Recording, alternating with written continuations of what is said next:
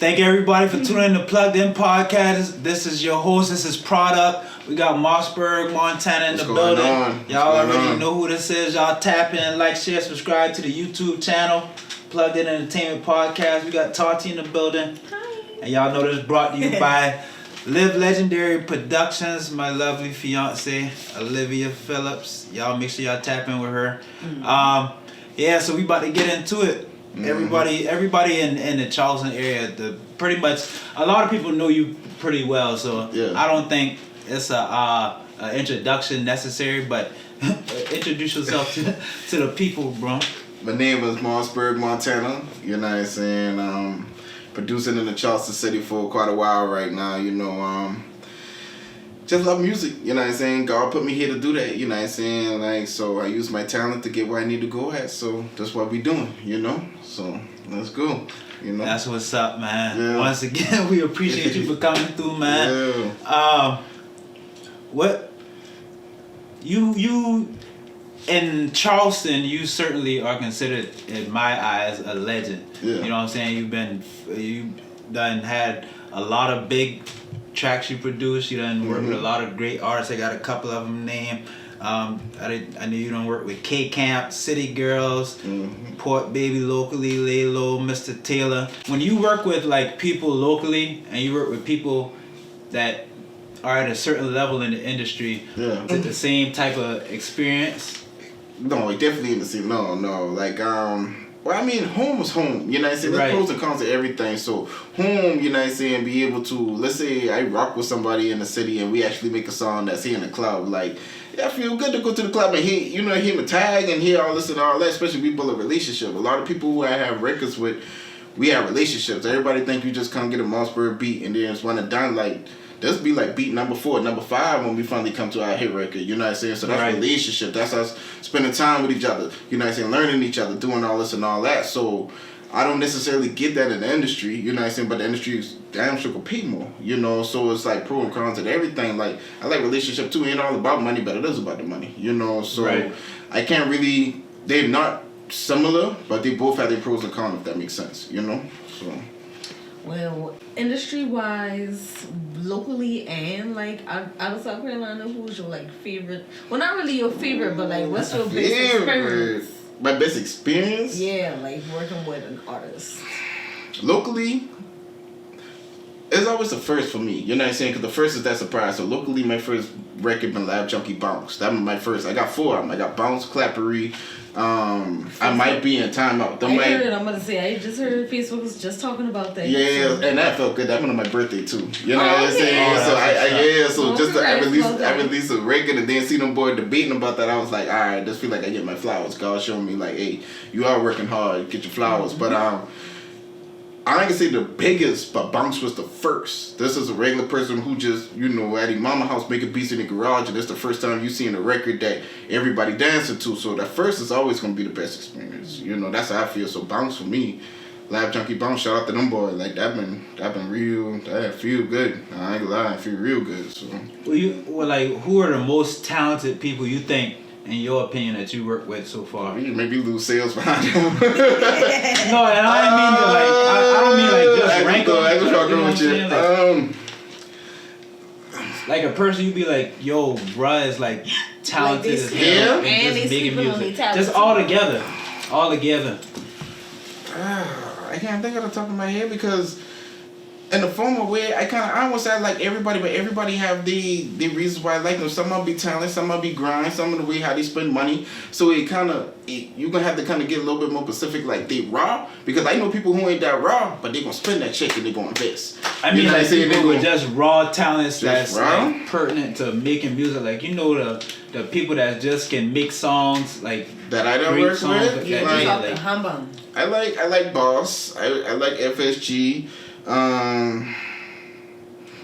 Who else? There's a couple of people. I like how I'm working with Prime and Digger, especially Digger, but Prime more on the business side of it. I like that. That Junkie's been raw. Who else, man? I don't work with a little bit of everybody. Skip, definitely Skip, Killer Skip, and he home. You know what I'm saying? So you know, definitely love working with Killer Skip. Man, I work with so much people, man. I won't miss nobody, and y'all boy have me dang. But Oh yeah, shout out to Block, you know what I'm saying? But I know Block since Block been in a low small Cadillac, a Buick back in the day, you know what I'm saying? Block different. I ain't even Block in a second. Y'all probably have to give me some names to be honest, cause it's so much. And you ever had a chance to work with Who? 200? Yeah. Actually, him and Fast Cash will pull up to my studio because I'm from West Ashley. You know what I'm saying? And it's crazy when the West Ashley movement had been going on. I was already in the North. You know what I'm saying? So their boy had actually pull up, and I had a partner actually put a little play together. So we had kind of linked up, but like we were from different neighborhoods. You know what I'm saying? I'm from DeVoe, you from Almost. So for us to even come to collab and kind of put out a side, just to, you know what I'm saying? Anybody out the West that know that collaboration in itself. Yeah, you know what I'm but saying? crazy. You know what I'm saying? Yeah. So shout out to him, rest in peace to two. You know what I'm saying? But yeah, dope artists too. That's what's up, bro. So, what is your approach to making music as an artist versus as a producer? Well, artists... Is it the same approach you like? Yeah, like what's your process in the whole matter? Well, see, y'all catching me in the transition because I'm going over to the Christian hip-hop a little bit, but like... Okay. I guess when I'm making beats, if I hear him and I'd be like, this a little too gas, you know what I'm saying? This a little too, and I already kind of in the middle of making the beat, and then like these hooks start coming to my head, you know what I'm saying? Like I start kind of like freestyling while I'm making a beat, then I give myself, you know, first pick of the litter, you know what I'm saying? So, and it's crazy because people be like, oh, Berg, keep the raw beats for yourself. Ain't like I got a bunch of beats and be like, oh, I don't want them boy that beat. Like I'm making the beat. And then if the hook already in my head, why not keep the beat? You know what I'm saying? So that'd be my process. Every beat you hear, they'll be like, and all that, you know what I'm saying? But I made a nice song and then it'd be some beats like, boy, that shit hard. You know what I'm saying? It's just what the artist side seeing while making the beat. You know what I'm saying? The producer is like the right hand, the artist side the left hand. So by the right, that's how I used to fight. You know what I'm saying? My right hand, my power hand. I know that producing, I can do whatever I want to. So if the producing going on and then the artist side on some stuff like, boy, that's a little hard, Berg now, and I done start freestyling, then I'm gonna slash that. That's mine. You know. So you ever had a beat you felt like somebody like messed up, like you was thousands. I ain't say nobody name thousands. How you be feeling in the moment? Like you like this my thing. It ain't even about mess up. Like we'll be in the garage because I'm more than just producer making a beat. Like if you come to me, we already kind of structuring the song a little bit. We already kind of getting the flow going. It upset me. If you already got the hook together, do all this and all that, and then when you go to the studio, it's a whole different process. Like, you're doing it wrong, you're saying it wrong. I was like, yo, because I'm not, if you come shot with me, and you kind of open to be like, hey, this why I write and this why I thank you. You let me kind of really get in there and produce and all that. Stick to the idea. I don't know if it's just a man or a confident thing or something like that, but I done seen plenty of people leave from out that studio with that idea how we got together. And when they get in the studio, it's not hitting. And I don't, you know. And they need to understand what producing is. Producing ain't just making beats. I need to be in there and be like, that word rhyme, but that word better. Exactly. Say it like this. Throw an ad-lib there. Do this and all that. But Charleston got to get to that. You know what I'm saying? They ain't really get, it's still this more either rapper, either artist. I get the last say. So, man, they take like 4 or 5 or 6 people to make a song good. They can take no one person to do it. And once they start getting in and understanding that, then we'll really be rocking, you know. So what would you say is the biggest setback for like just artists in general propelling themselves to that next level? To be honest, they gotta make the money. You know what I'm saying? Like they gotta figure out how to make the money. The producer make the money. The engineer make the money. The cameraman make the money. The circle gonna get filled when the artists make the money. Cause now we can just circle back into each other. You feel what I'm saying? Like, of course the producer gonna make the money y'all got buy from us. The cameraman, the podcast, everybody making money. Once the artists figure out their plan, how they making the money, which is building their fan base so the fan base can feed them, then we can rotate the money. The money gotta rotate. Every time you get to them boy, and I'm knocking them, I love y'all. But when you get to them boy, that's where you stop. You know what I'm saying? And now they gotta go get a job, they gotta trap, they gotta do all this and all that to get the extra money. And I respect that. But and that money start rotating once the artists feeding their fan base, and now them boy getting them, now they won't pay for the beats. Now they pay for the studio time, now they do this. Now the artists do this show. And then that's how it's supposed to go. But the artists gotta really tap in and really how to make money on their music. They got to. That's why, yeah. When you talk about money, are you referring to like the artists not picking their lane? You think like as far as the street life and actually making music, you just saying like I can't say that because people so different. It's a business. You know what I'm saying? You're selling a product. Stop thinking about music and feelings and emotion. It's a product. I have this song. What can I base around this song to get everybody to like it? Artists don't want to promote music to other artists. Why? They're doing the same thing you're doing. Like, I used to tell an artist, I said, if you want to start your fan base, all your favorite cousins need to know you rap. That's how I would start. All my cousins, they know I make beats. Everybody, ain't nobody in my family don't know I make beats. Start there. Your family should know what you got going on. After your family, your schoolmates. I go to high school, middle school, and elementary. All of them boys know I make beats. That's how your fan base starts. Start with the people you know. Then look at your phone contact. All them boys need to know that you got something going on. Just that alone could be 50 people. Right. You know what I'm saying? Start putting tangible stuff to it. You know what I'm saying? T-shirts, this and that and that. Like, it doesn't take a lot, but you gotta start from ground one, man. You'd be surprised people want to go to ground 10 and get a fan base from LA and fly to LA. It's like, do your favorite cousin even know your song right now? Your favorite cousin can't say your song word for word, dog. That's on you. Do you believe it's the area, bro? Cause you know and this is I done live in different. I promise you, they always say. I said to say I done live in several different places. And it's the same way. It's a little different tweak here, you know what I'm saying? A little different nuance there. But in general, it's the same concept. People seem not to understand it. They always say, "Oh, it's Charleston." No, people this got shit their people pick, right? It's literally everywhere like that. That's how it is. I'm gonna say this right here. Like, if you can't sell a product in a 10-mile radius, don't think about selling a product in a 100-mile radius. It just doesn't work like that. You know what I'm saying? Like, that people got the people pick. Yeah, local might be a little bit tougher, but wouldn't you want to learn a lesson in a tougher area? You know what I'm saying? Like, so it's like get out that mind state of that local hold you down, because the same person in Louisiana going through the same local stuff. Everybody's going to go through that. Yeah, they might act a little bit more standoffish because they can actually touch you, but a great product is going to sell itself. Stop thinking about the person and think about the product. The product going to sell itself.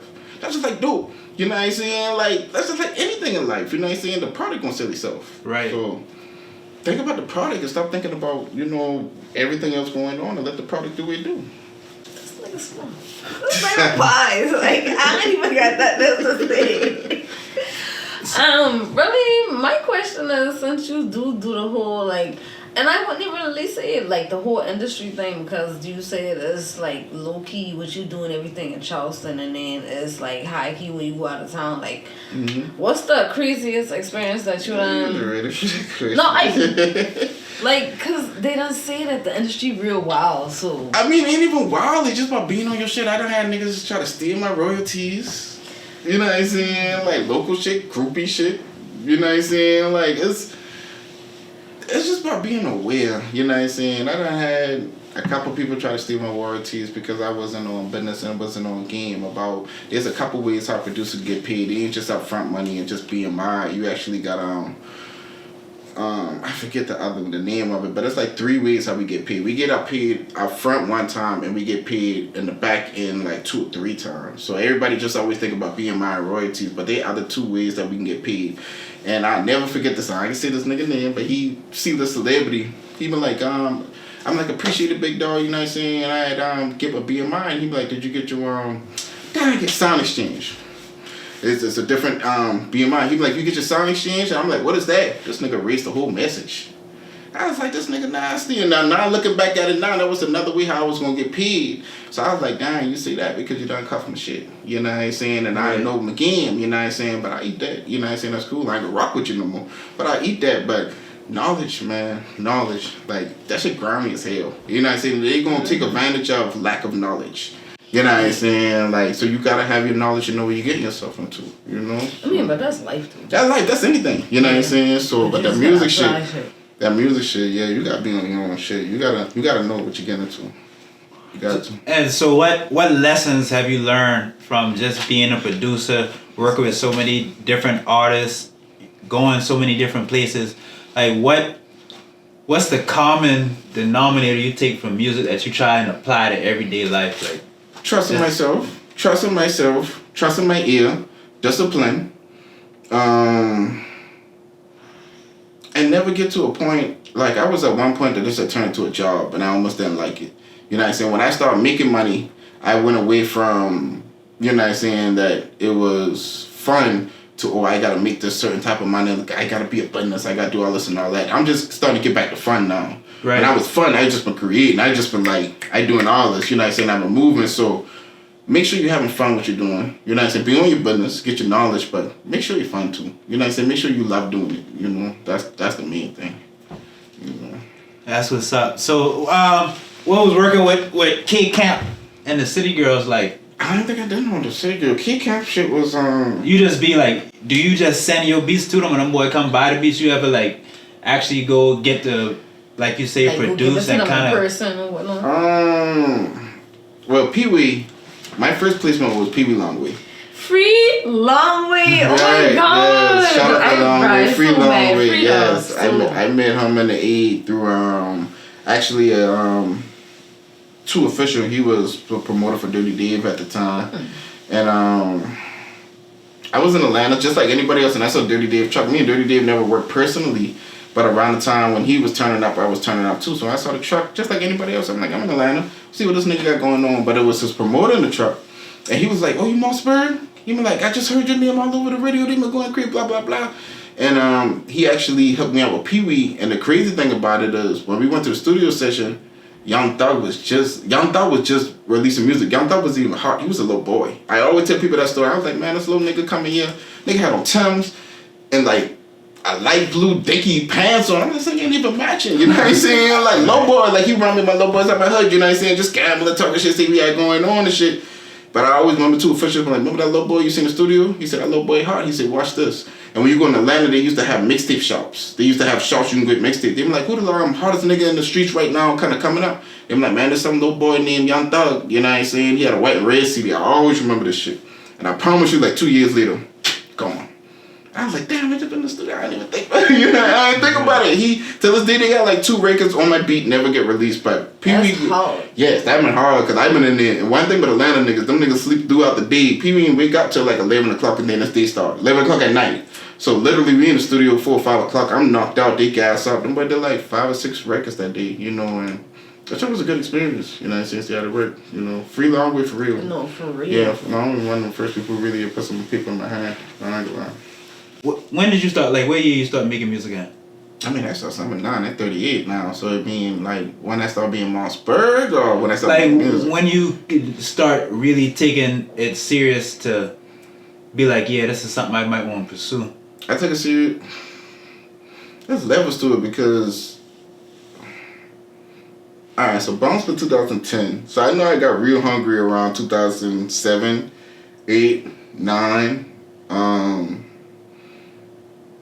Now, as far as like music, what locally or like. I mean, just in general, like. In general, like the climate then versus now. I mean, and it was no internet then. In the future. I know it's going. And I ain't even talking about the internet. Yeah, I'm about to say, because the internet are fuck. I ain't talking about. Really, I'm trying to see like, cause nowadays it's like everybody will make a song. Like the song ain't got, to me, like songs really got something. I know you got trap music. Okay. That's like, I mean like the quality of songs actually. Like people saying A, B, C, D, E, but you know they would have said that in a different type of way back in the jizzle. You feel like? But I'm gonna tell you why the internet have something to do with it, because the internet made things so quick and accessible for people. You know what I'm saying? Like I can watch a girl just shake her ass and say some boo boo shit and she gets signed. People are taken away from the artistry and it's turning more to entertainment. You know what I'm saying? Like that's where you're going. Like if you ask me that, like it's more entertainment than music right now, but.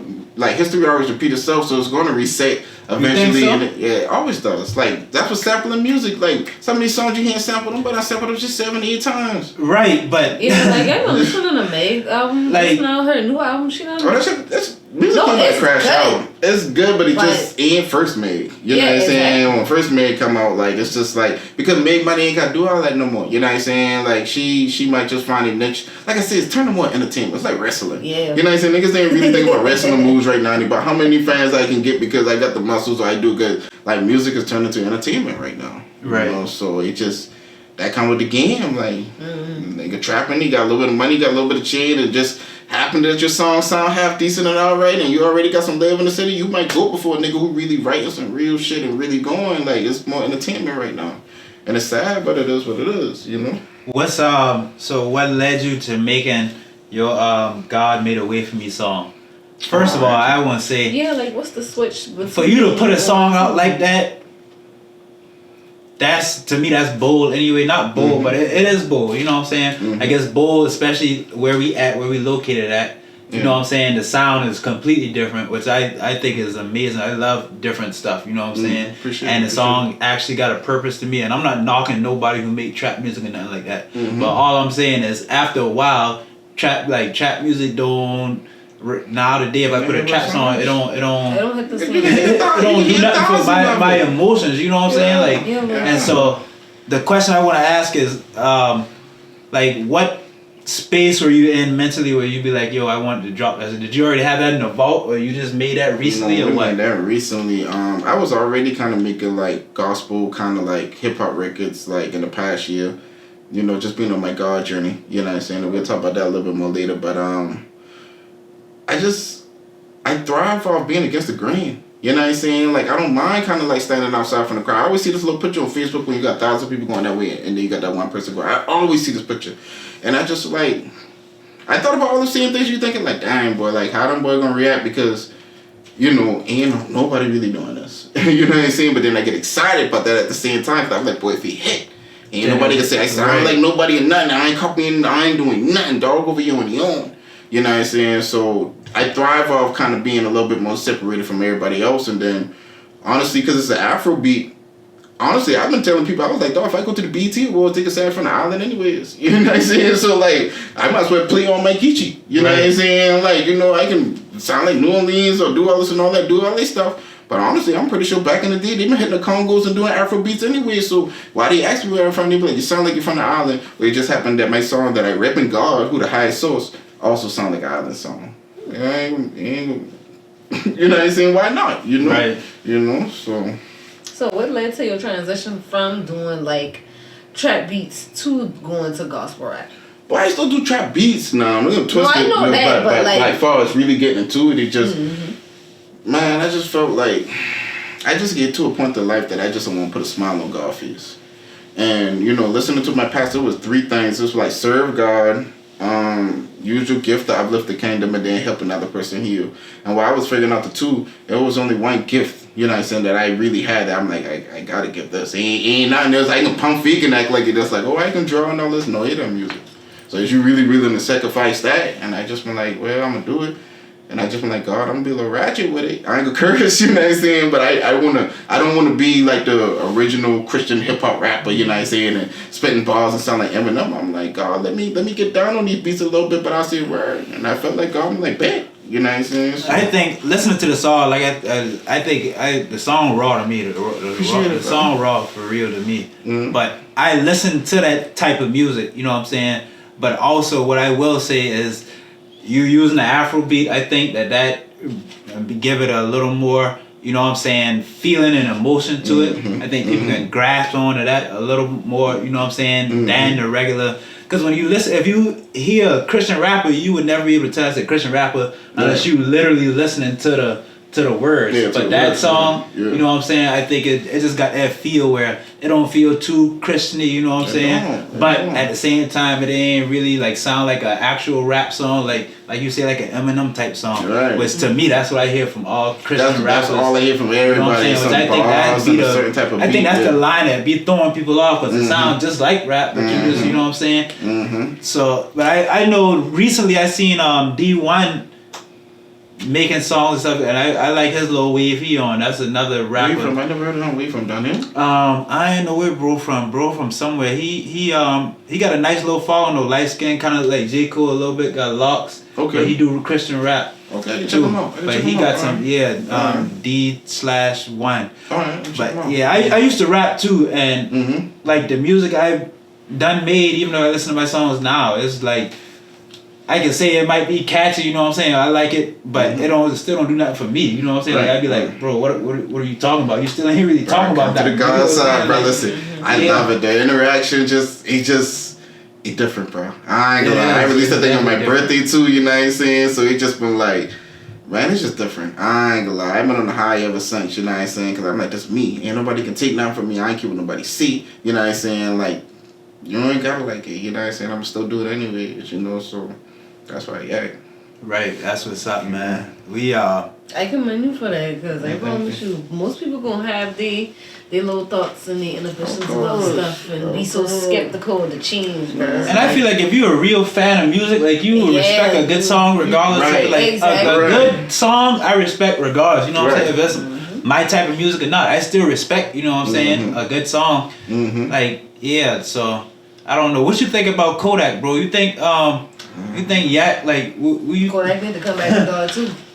Hold on, like levels, like what you saying? Where you got to finish the question? Like where he at right now? No, I'm trying to figure out. You think he? Because some people saying he acting right now, like No. you know what I'm saying? How we I seen don't him. look that deep. I just pray for him that wherever he going through, you know what I'm saying? He'll get through that. He get through it, you know. Just I hate that it has to be on camera. You know what I'm saying? Like me personally, y'all not gonna see my storms through camera. I done went through so much storms y'all never see on camera. I'm not. I'll just take a break and get us out of it. I'm not doing that. So let me ask you this. Now he's talking about that. So when you still be going to the clubs and stuff, or you don't go to clubs like you ever? Like, I'm asking because I rock with you. Yeah, like the reason why I ask is when you go in the club now, you 38, I'm 33. Yeah. Back when I first start partying was a completely different type of environment. Like it was definitely. literally real partying. It wasn't like everybody sitting around on a phone recording every 5 seconds. People were rocking up him and those things were fun. Like what you think about the I know where it come from. It come from social media and stuff like that. What you just think about the club environment as far as people actually enjoying it to party, like it's whack. because it's like It's whack. Like if I went to the club today, it would be no purpose for me to be. Ain't nobody dancing. Everybody's sitting around looking at each other on their phones and shit like that. You know what I'm saying? Like I'm gonna tell you this right here, and I experienced this last night. I went to a black club. You know what I'm saying? People just sitting around, drinks over expensive. I ain't knocking no boy, y'all do anything. And I'm like, you know what? I'm gonna go somewhere off-brand where you got it was like an off-brand small, I call it HDs. It's one of my favorite bars. And they had an open mic, drinks like $6 or $7. Couple white people, couple black people, probably no known people in the city. Best time of my life. Them boy had a karaoke and all that, and I was just like, it's more not really about. It's about the setting. It seems like the more fancy and more this and that, people just want to look good. You spend all this money to buy this clothes just to sit in the corner, look good, and be in the camera all day. Man, listen, we've been in a Caucasian club. Well, I can say white, and we've been in a Caucasian club. I think they had an open mic doing all the the country songs and all this. Man, I don't even know this dude. Shout out to him. You know what I'm saying? He see my face. The album like, I'm about to play that big song, yeah. I'm like, bro, you not about to play this big song inside of this. Bro, I did an karaoke to him, big song while we been inside that thing. That joint was so funny and I had so much fun, you know what I'm saying? Right. I was like, bro, they just did 6 or 7 different country songs and you coming on here talk about, I was telling them in school, but we've been having fun singing with it because we've been already drunk. I'm like, I know you ain't doing this in front. Right. And drop the mic. But I say that to say this. I say that to say this. It's like at the time of your life and you time of my life and they ain't spend nothing. It's just for like, you know what I'm saying, like figure out what fun is, you know what I'm saying, and like captivate on that because the club scenes right now are just the major ones are just for the looks and the hype and they ain't about that. Yeah, I think they just technology taking all the human interaction out of stuff. Yeah, and that's when we become desensitized to being real humans and interacting with each other and even enjoying like people company and stuff. Right, everybody's so caught up in the phone that the phone is literally like your closest damn near companion almost. You know what I'm saying? But it's so easy because it's right. You pick it up, you cut them on, unlock them. You know what I'm saying? You got access to a whole different world. So everything. I understand. Yeah. But one thing I want, like, I can't imagine being a young person right now growing up in this era, like. We gotta guide the youth. We gotta guide the youth. And everybody like to say like it's not our responsibility, which I think that's like no, we didn't know people like to mind your business, stay out on people. You know what I'm saying? Not saying be nosy or in people, but if a young person walk by you and you see them doing something that gonna be detrimental to them, why not? Try to guide them. You know what I'm saying? Yeah. Like. I 100%. Especially when you know something is good. Eventually they gonna encounter this again, and it's probably will not end up like how you know what I'm saying. Like you walk by and you see a little child disrespecting an adult. You know what I'm saying? Oh, yeah, if you disrespect the police, your ass might get popped. You know what I'm saying? Like shit like that. But a person will walk by and be like, "That ain't my child." You know what I'm saying? I ain't focused on that. And I believe that right here in itself is like, Jesus. we in an area like it's just so dangerous that we won't even take our responsibility, which is to guide the youth. We put the youth here. It's our responsibility to guide them. I think the fear come from because them damn youth will crash out so quick. You know what I'm saying? Them boy, you know, you see the wrong thing, that boy done already. You know what I'm saying? But still, regardless of how it is, it's still our responsibility because them boy brainwashed, man. The millennials brainwashed, bro. They done use, the government done use all that stuff on their ass. You know what I'm saying? Like whether it's through the music, whether it's through TV, whether it's through the video game, they already try to brainwash. They've been doing the brainwashing, but the people on us, I'm an 80s baby. So I say about the 2000s and the 2000s babies, man, they already got their plan perfected on how to really, you know what I'm saying, really separate and hurt the black. You know what I'm saying? I was 80 baby, 70s, 60s, it was just separating the black man and the black woman. You know what I'm saying? That was already just enough right there to throw us off and kind of set us back. And now that's what we in the middle of right now. We trying to pull our bridge back to be like, black queen, forgive me, black queen. You know what I'm saying? Today we got to forgive them, but we getting there. You know what I'm saying? Like, I do feel like us generation of fathers are the best fathers because I think the one before us, they had their stuff going on, but I do see more men stepping up, being better fathers, and in this time right now and stuff like that. But the millennium babies, they program that internet got them boy wilding. Like every nigga got a pistol, every nigga got a. Everybody, nobody gonna fight. Ain't none of y'all gonna put your hands up and fight. Like right when we been growing up, like besides the fighting, just like trapping in general, it was more done out of necessity more than anything. Now these kids will leave college, comfortable, just to trap. Got everything. Their parents still funding their life just to trap, which is crazy to me, bro. Cause we was trying to make a way, and y'all doing them for clout and just cause they look fun, which is really dangerous, bro. Like, and one thing about it, jail is like prison and jail is not what they make it. They got people be going live behind bars and stuff, and got the young kids thinking this a blast, but bro, prison. You literally hoping that you will make it home back to your family, bro. Like it's like I know so many people that want to go on up the road and ain't come back home. You know what I'm saying? And shit like that, or just went up the road and just keep getting in that cycle. Once you get in that cycle, it's so hard to get out, bro. Yeah. So you got kids? 2. You got 2 kids? A 5-year-old girl and a 9-year-old boy. So what's some values you try to instill in them that to try to make them be different from what they see the day-to-day basis?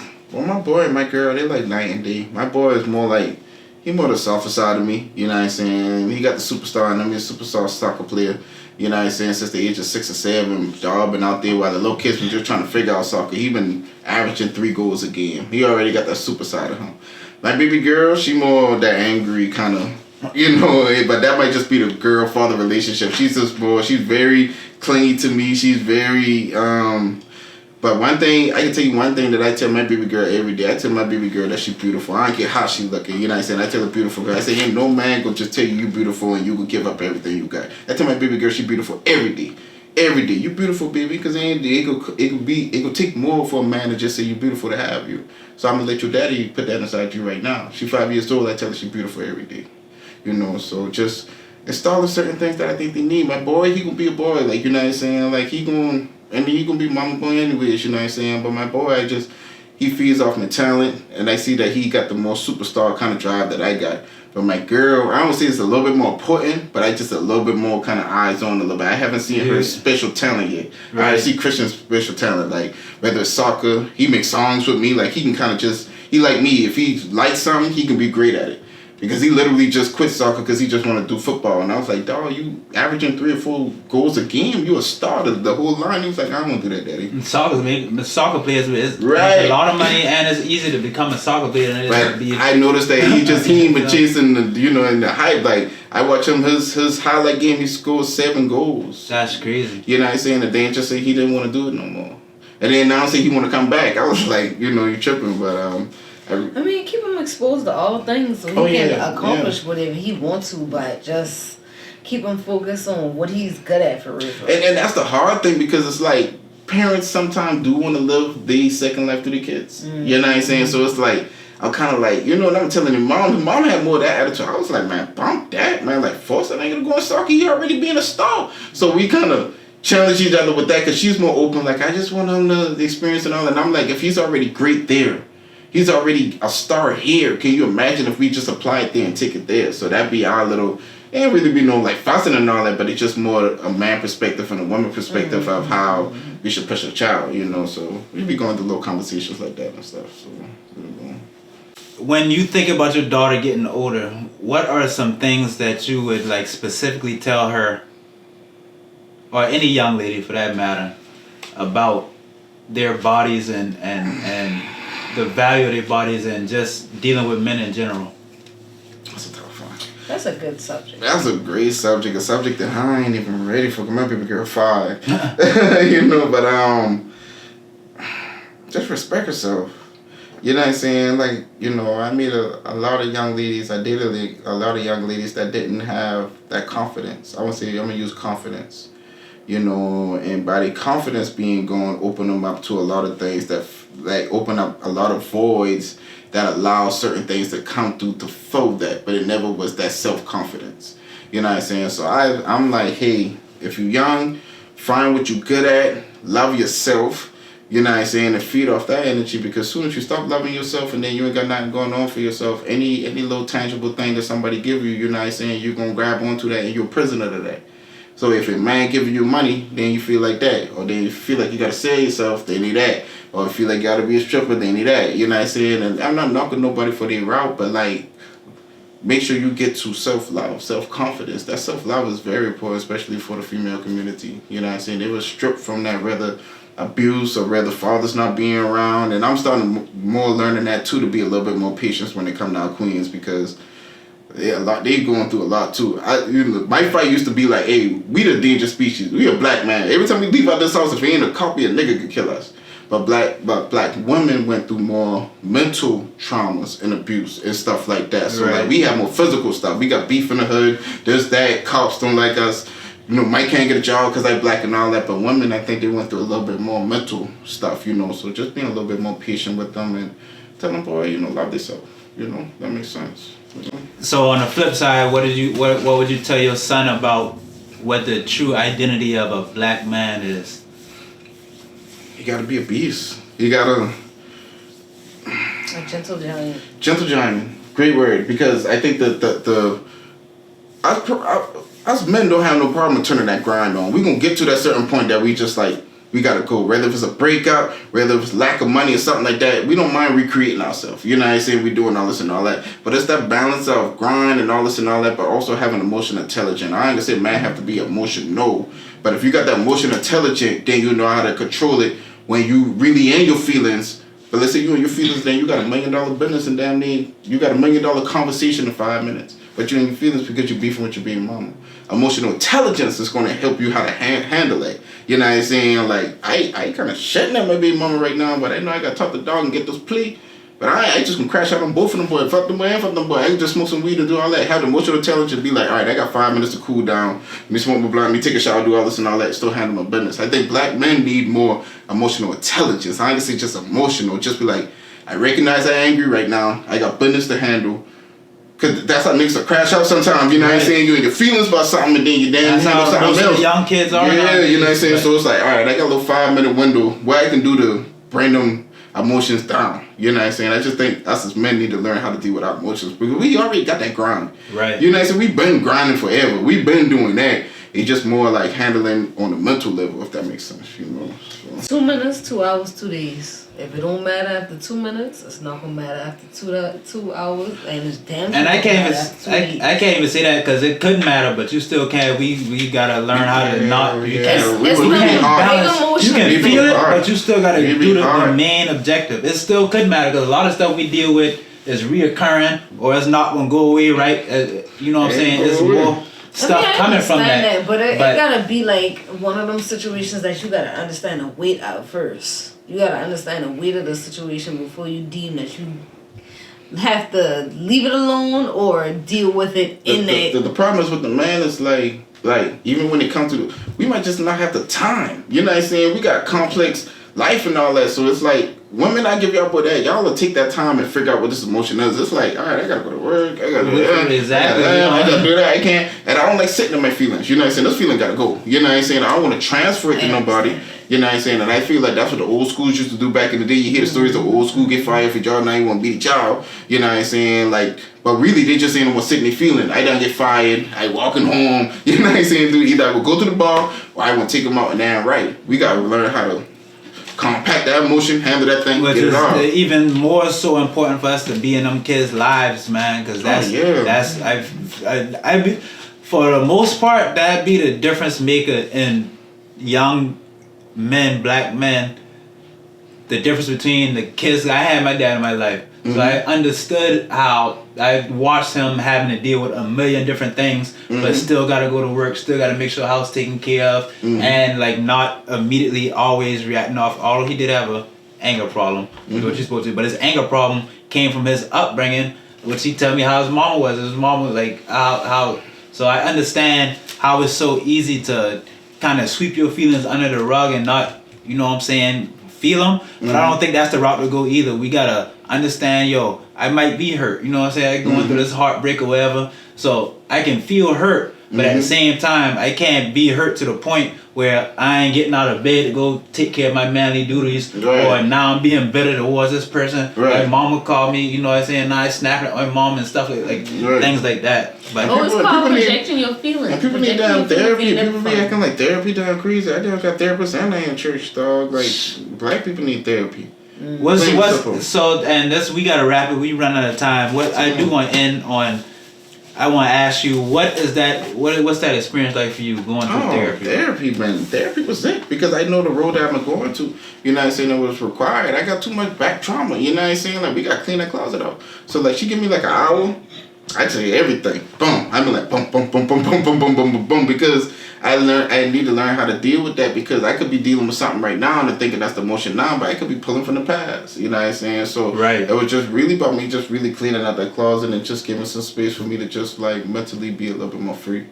To be honest with you, so that's what's up, bro. Well, I'm glad that you had recognized that you needed it for yourself. Because that be the disconnect sometimes. They realize that they going through all these issues and all these technical problems and stuff like that, but the more they ain't want to talk to nobody about it. And I think that's so if you staying bottled out for real. Yeah, I just think that's a byproduct of how we was raised and stuff. As men, you can't cry and stuff like that. Which I think I understand the point you was making, but they didn't know how to they didn't articulate the point right and how much it affect your mental just dealing with all that stuff or not dealing with it rather and just you know what I'm saying. But it always had a negative connotation to it. Everybody therapy mean like crazy or something like that when really you drive yourself more crazy by not going to therapy. You know what I'm saying? But yeah, man, I encourage anybody who any man black man any man period. If you're going through stuff, I think that you know what I'm saying. Therapy is a wonderful route to go just because. We don't always have that safe space to let our feelings out and stuff like that too. You know what I'm saying? You gotta be going through something. You're a black man. Just do it because you'll be surprised. You know what I'm saying? So.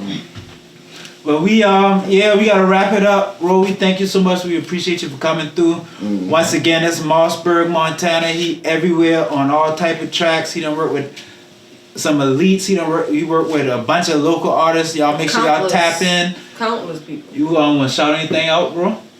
I'm gonna shout out God. That's it. Shout out God, man. That's what's up, man. Yeah. All right, y'all. Thank y'all for tuning in to Plugged In Podcast. It's your host, product, Tati. We are out. Like, share, subscribe to the YouTube channel. See ya, boy. All right.